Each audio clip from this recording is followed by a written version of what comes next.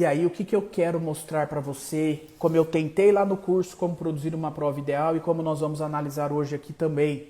Eu quero mostrar para você que cabe a você, o advogado do autor ou o advogado do réu, produzir essa prova. Você, como profissional do direito, como representante da parte, você é o protagonista da produção da prova. Você tem que sair do básico. Você não pode seguir esse rumo que todos, ou a maioria, né, melhor dizendo, que a maioria faz, que é só se preocupar com as questões jurídicas, só se preocupar com uma petição inicial bem feita, só se preocupar com uma contestação e abrir mão da produção da prova. Não, para você ser um advogado ou uma advogada de sucesso, para você ter resultados efetivos no processo, depende de você. Depende de você ter a estratégia da produção da prova. Essa estratégia pode ser antes do processo, deve ser antes. Você deve iniciar uma demanda com uma estratégia definida, já produzidas as provas pré-processuais, para que você tenha uma maior chance de vencer a demanda, para que você possa ter a sua tutela provisória concedida pelo juiz.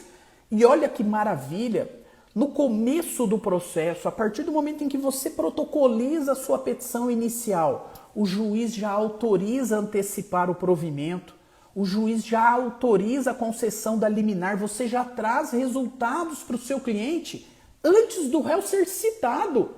Isso é ótimo, isso é uma maravilha, o seu cliente vai ficar feliz, mas para isso você tem que se preocupar com as provas. Se você não se preocupa com as provas antes da distribuição da ação, você já vai tomar tinta na liminar e o seu cliente já vai ter a primeira frustração no processo. Ele não conseguiu obter a tutela provisória liminar. Mais que isso, ele vai ter o custo de suportar o tempo do processo. Agora o tempo corre contra o autor, que não teve a liminar concedida. Se tem a liminar concedida, o tempo do processo é um problema do réu. Agora não. Se o autor não teve a tutela provisória concedida porque faltou provas para o juiz conceder a liminar, o tempo do processo vai ser suportado pelo autor, seu cliente. Ele vai ter que suportar todo o tempo, e não é pouco, de um processo, até esse réu ser citado, até ter a audiência do 334, até ele apresentar o réu à contestação, até você, autor, apresentar a réplica ou impugnação à contestação, até o juiz determinar o saneamento do processo, até ser produzidas as provas na fase de instrução, até as partes apresentarem as alegações finais e até o juiz sentenciar.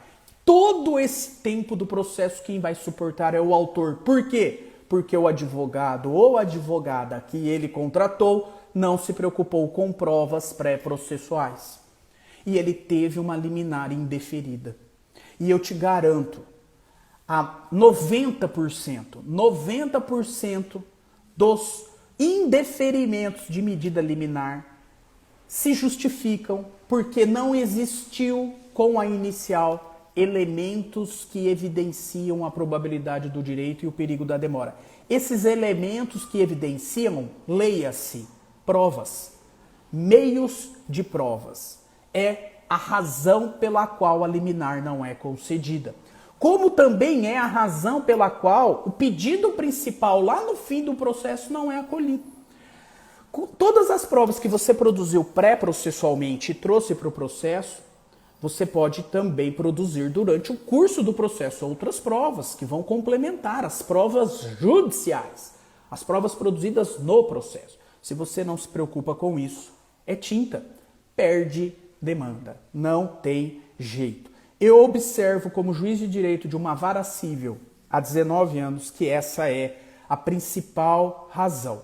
Não agir em termos probatórios, não se preocupar com as questões de fato do processo, levam à improcedência do pedido, ao insucesso da sua prática como advogado, como advogada.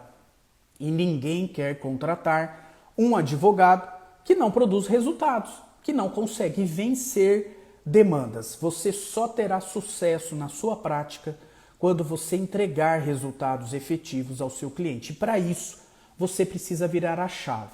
Você precisa se preocupar mais com as questões de fato em comparação com as questões de direito.